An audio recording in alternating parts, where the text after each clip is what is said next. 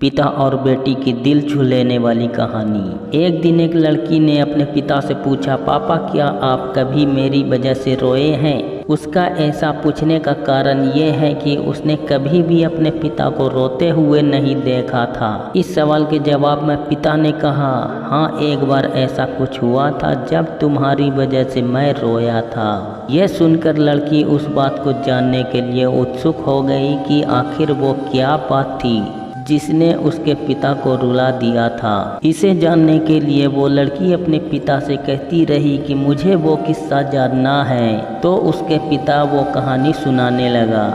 बात उस समय की है जब तुम 8 महीने की थी। एक दिन मैंने तुम्हारे सामने 3 चीज़ें रखी, एक पेन, एक सिक्का और एक खिलौना। मैं ये जानना चाहता था कि तुम उन चीज़ों में से क्या उठाओगी। उनमें पेन बुद्धिमानता का प्रतीक था, सिक्का धन का और खिलौना मनोरंजन का प्रतीक था। मैं ये सब एक जिज्ञासा के कारण कर रहा था। मेरे लिए ये जानना बहुत रोचक था कि मेरी बेटी के लिए आगे जाकर क्या सबसे अधिक मायने रखेगा।